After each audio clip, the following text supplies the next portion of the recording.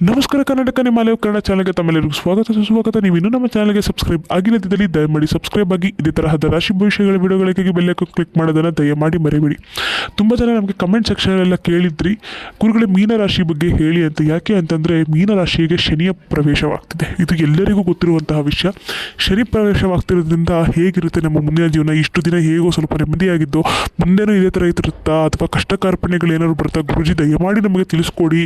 ಶನಿ ಕಾಟ ನಮಗೆ ಯಾವ ಥರ ನಮ್ಮ ರಾಶಿ ಫಲಗಳ ಮೇಲೆ, ಒಂದು ಗ್ರಹ ಫಲಗಳ ಮೇಲೆ ಪ್ರಭಾವವಿರುತ್ತೆ, ದಯಮಾಡಿ ತಿಳಿಸ್ಕೊಡಿ ಅಂತ ತುಂಬ ಜನ ಕೇಳಿದ್ರೆ ಅದನ್ನು ತಿಳಿಸ್ಕೊಡ್ಲಿಕ್ಕೆ ಅಂತಲೇ ನಾನು ಬಂದಿದ್ದೀನಿ. ಮೀನರಾಶಿಯವರಿಗೆ ನಾನು ಏನು ಹೇಳ್ತೀನಿ ಅಂತಂದರೆ, ಮೊದಲನೇದಾಗಿ ಕುಂಭರಾಶಿಯಿಂದ ಶನಿ ಅವರ ಅಧ್ಯಾಯ ಅಲ್ಲಿಗೆ ಮುಗಿದು ಮೀನರಾಶಿಗೆ ಇನ್ನೇನು ಅಂದರೆ ರಾಶಿಗೆ ಬರ್ತಿದೆ. ಆಯಿತಾ? ಈ ಬರುವಂತಹ ಸಮಯ ಅಥವಾ ಬಂದ ಸಮಯ ಹೇಗಿರುತ್ತೆ ಅಂತ ಅಂದರೆ, ಇಷ್ಟು ವರ್ಷ ನಿಮ್ಮ ಜೀವನ ಹೇಗಿತ್ತು ಅಂತಂದರೆ ಒಂದು ಸುಗಮವಾದ ಒಂದು ಸಾಗಾಣಿಕೆಯಲ್ಲಿ ಸಾಕ್ತಿರ್ತೀರ.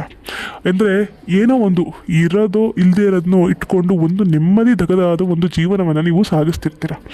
ಆದರೆ ಈ ಶನಿಯ ಪ್ರವೇಶದ ನಂತರ ಏನಾಗುತ್ತೆ ಅಂತಂದರೆ, ಭಯ ಪಡೋಕ್ಕೆ ಹೋಗ್ಬಿಡಿ. ಅದೆಲ್ಲ ಏನು ಹಾಳಾಗೋದು ಅಲ್ವಾ, ಅಥವಾ ನಿಮ್ಮ ಜೀವನ ಯಥೇಚ್ಛವಾಗಿ ಕಷ್ಟ ಕಾರ್ಪಣ್ಯಕ್ಕೆ ಬೀಳುತ್ತೆ, ಈ ಥರ ಎಲ್ಲ ಏನೂ ಅಲ್ಲ. ಮೀನರಾಶಿಯ ನಂತರ ಮತ್ತೆ ಇನ್ನು ಮೇಷರಾಶಿಗೂ ಇನ್ನೂ ಇದೆ, ಅದನ್ನು ನಾವು ಮುಂದಿನ ವೀಡಿಯೋದಲ್ಲಿ ಮಾಡಿಬಿಟ್ಟು ಹಾಕ್ತೀನಿ. ಅಂದರೆ ಮೀನರಾಶಿಯವರು ನಿಮಗೆ ಹೇಳೋದು ಏನು ಅಂತ ಅಂದರೆ, ಜೀವನದಲ್ಲಿ ನೀವ್ಯಾವತ್ತೂ ಸೋಲನ್ನು ಕಂಡಿರಲ್ಲ. ಆದರೆ ದಯಮಾಡಿ ಹೇಳ್ತೀನಿ ನೋಡಿ, ಒಂದು ಯಾವುದೇ ಒಂದು ಸೋಲನ್ನು ಒಪ್ಕೊಳ್ಳೋಕ್ಕೆ ನೀವು ತಯಾರಾಗಿ. ಯಾಕೆ ಅಂತ ಹೇಳ್ತೀನಿ ಅಂದರೆ, ಶನಿ ಪ್ರಭಾವ ನಮ್ಮ ರಾಶಿಯ ಮೇಲೆ ಬಿದ್ದಾಗ ಎಲ್ಲವೂ ನಮಗೆ ಒಂದೇ ಪ್ರಾಂತ್ಯದಲ್ಲಿ ಇರುತ್ತೆ ಅಂತ ಏನೂ ಇಲ್ಲ. ಅಷ್ಟು ವರ್ಷ ನೀವು ಗಳಿಸಿದ್ದನ್ನು ಒಂದೇ ಸಲ ಕಳೆದುಕೊಳ್ಳುವಂತಹ ಎಲ್ಲ ಒಂದು ಸಾಧ್ಯತೆಗಳಿದೆ.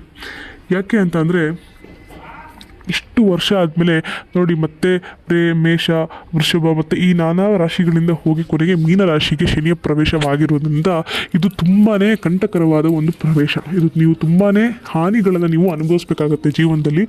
ಅದರಲ್ಲೂ ಯಾರು ಮದುವೆ ಆಗಿರ್ತೀರ ಅಥವಾ ಯಾರು ಇನ್ನು ವೈವಾಹಿಕ ಜೀವನಕ್ಕೆ ನೀವು ಕಾಲಿಡಬೇಕು ಅಂದ್ಕೊಂಡಿರ್ತೀರ, ನಿಮಗೆ ಇದು ತುಂಬಾ ಹೇಳ್ತೀನಿ, ಇದನ್ನು ನೀವು ಮುನ್ನೆಚ್ಚರಿಕೆ ಅಂತ ತಗೊಳ್ಳಿ. ದಯಮಾಡಿ ದಾಂಪತ್ಯ ಜೀವನವನ್ನು ಅಥವಾ ನೀವು ಮುಂದೆ ಕಾಲಿಡ್ತೀರ ಕೂಡ ದಾಂಪತ್ಯ ಜೀವನವನ್ನು ಸುಗಮವಾಗಿ ಕಾಲಿಡಿಸೋಕ್ಕೆ ನೀವು ದಾರಿಯನ್ನು ಮಾಡಿಕೊಡಿ. ಯಾಕೆ ಅಂತಂದರೆ, ಯಾವ ಸಮಯದಾದರೂ ಜಗಳ ಬರ್ಬೋದು ಅಥವಾ ಯಾವ ಸಮಯದಾದರೂ ಏನಾದರೂ ಆಗಬಹುದು. ನೀವು ಎಲ್ಲದಕ್ಕೂ ತಯಾರಿರಬೇಕಾಗತ್ತೆ. ಆ ಥರ ಅಂತ ಅಂದ್ಕೊಂಡು ಸಂಬಂಧಗಳು ಮುರಿದೋಗುತ್ತಾ? ಅಲ್ಲ.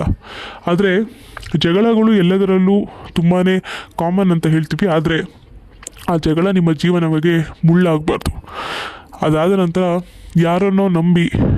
ಯಾರನ್ನೋ ನಂಬಿ ಮೋಸ ಹೋಗುವಂಥದ್ದು, ಅಥವಾ ಯಾರೋ ಹೇಳಿದ ಮಾತಿಗೆ ಸುಮ್ಮನೆ ತಲೆ ಆಡಿಸಿ ನಂಬಿ ಕುರುಡಾಗಿ ಯಾರನ್ನು ನಂಬಬೇಕು ಹೋಗ್ಬೇಡಿ. ಆಯಿತಾ? ನಾನು ಇದಕ್ಕೆ ಇನ್ನೂ ಡೀಟೇಲಾಗಿ ಒಂದು ನಿಮ್ಮ ನಕ್ಷತ್ರಾದಾಚರಿ ಪ್ರಕಾರ ಮೀನರಾಶಿಯವರಿಗೆ ಯಾವ ಥರ ಒಂದು ಗ್ರಹಫಲ, ಶನಿಯ ಪ್ರಭಾವ ಯಾವ ನಕ್ಷತ್ರದ ಮೇಲೆ ಹೇಗೆ ಬೀರುತ್ತೆ ಅನ್ನೋದನ್ನು ಹಾಕ್ತೀನಿ. ಇದನ್ನು ದಯಮಾಡಿ ನೋಡ್ಕೊಳ್ಳಿ ಅಂತ ಹೇಳ್ತಾ, ಇದೇ ತರಹದ ರಾಶಿ ಭವಿಷ್ಯಗಳ ವಿಡಿಯೋಗಳಿಗಾಗಿ ನಮ್ಮ ಪೇಜ್ ಫಾಲೋ ಮಾಡಿ. ಶುಭ ದಿನ ಸ್ನೇಹಿತರೆ.